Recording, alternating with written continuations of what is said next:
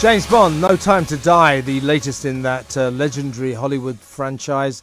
The latest film is soon to come out at long last. It's been delayed for God knows how long, but it is about to be released. And if it makes more than £980 million at the box office, which it probably will, then Daniel Craig officially becomes the most lucrative 007 of all time, overtaking the former holder of that prestigious title, Sean Connery. But apart from the money that it makes, I mean, it is an extraordinary thing that here we are. The first film came out in 1962. That was Dr. No, and here we are. That franchise is still going strong. So many years later. Extraordinary. So we're going to talk about that in just a little while. But let's just remind ourselves of the two main contenders in this battle to be the most lucrative 007. First Sean Connery, then Daniel Craig. Mr. Bond. James Bond. The name's Bond. James Bond. Well, for my money, I would say Sean Connery beat him hands down there, didn't he? Much more of an atmosphere about it, I think. That's just my view. Let's go to someone who knows all about the enduring appeal of James Bond, crime author and voiceover on the Really 007 podcast, Rob Parker. Evening, Rob. Evening, Kevin. How are you doing? I'm all right. Let's cut to the chase first.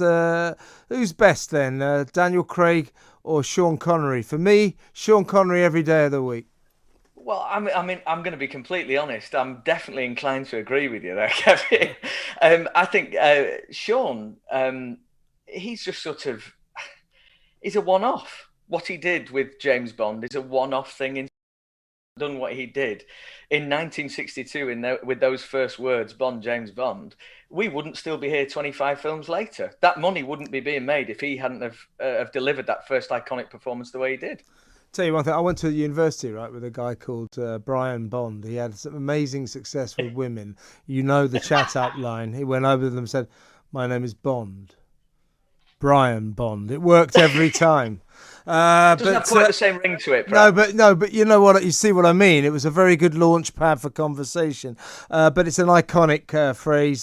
So much about the Bond franchise is iconic. Why has James Bond had such enduring appeal? I mean, not only for films, of course, the Ian Fleming books, various Sebastian Faulks, various other authors have given it a go as well. Why has James Bond lasted for so long? Well, I think because he's an icon of inspiration, to be honest. And I think he's always at the forefront of modern innovation as well, in terms of filmmaking techniques as well.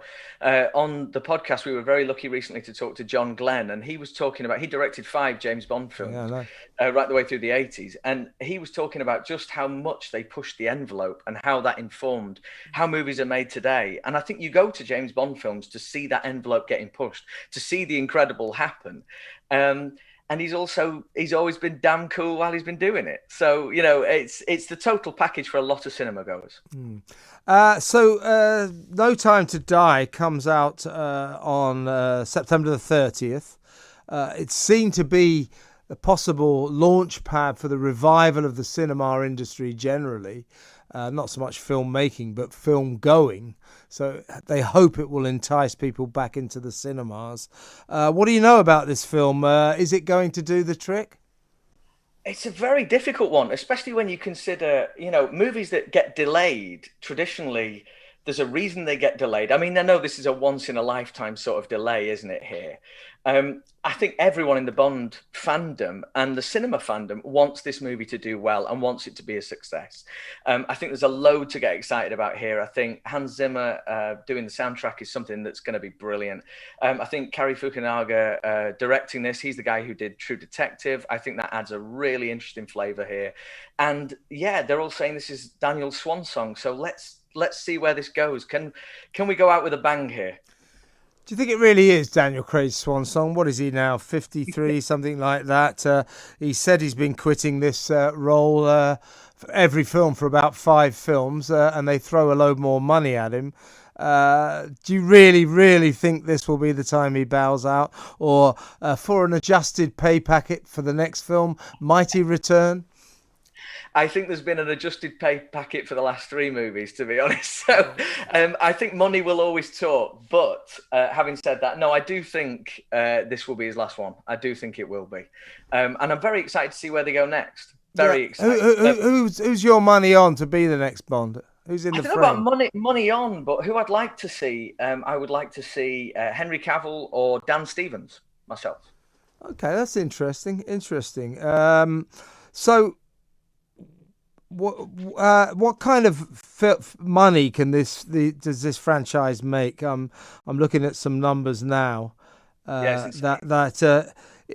So the way they've compared Daniel Craig to Connery is obviously by adjusting the amount, so because of the vicissitudes of time, and they say that that Sean Connery, if you adjust it to today's standards financially, he would have made $4.93 billion at the box office. That's £3.57 billion for his 6 official Bond films from the 1960s to the 1970s.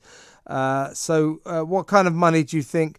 I heard that Daniel Craig, for this film, No Time to Die, if he makes more than 980 million at the box office, he overtakes Sean Connery. Do you think he'll do that?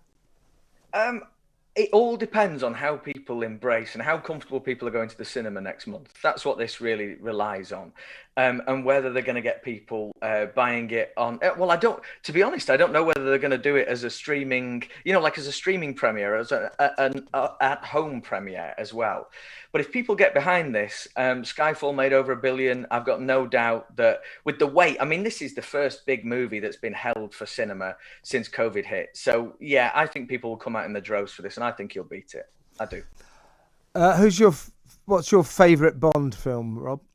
Oh, it's License to Kill with Tim Dalton. Timothy, with the song by Duran Duran. I went to Tangier on the set of that film.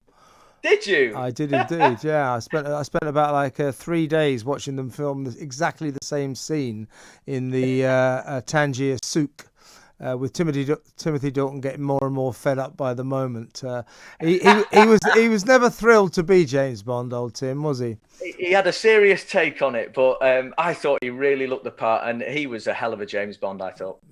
It was a great film. You're right. And he had the good look, didn't he, old Timothy Dalton? He did, yeah. But he was a guy that he looked like he could kill you. Yes. If his mind changed, he looked like he'd do. And so did Sean Connery. Don't get me wrong. Obviously, Daniel Craig's been a tremendous success as Bond.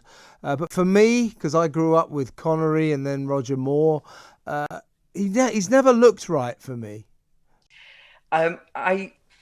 He looks. Can I be probably? Yeah, I'll probably get. I'm of the same way of thinking. I'm going to be honest. I'm the same way of thinking. But I do admire what he's done. I admire how he's taken this franchise. He's made it one of the most successful periods in history. Yeah. But I do agree with you. Yeah, it's just not quite right, but who are we to talk, Rob? I mean, the guy's done pretty well in that role, and he's done. Yeah, I don't think he needs us to fight his battles for him. Mate, so. He's done pretty well.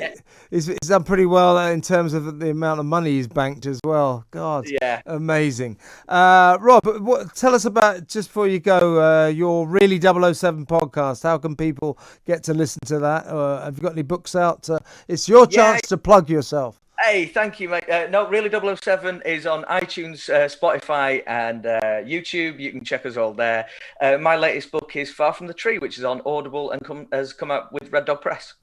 Excellent. Good to talk, Rob. Come back and see us when the film comes out. We'll review it. Rob Parker there, crime author and voiceover on the Really 007 podcast. I'm Kevin O Sullivan, and this is Talk Radio.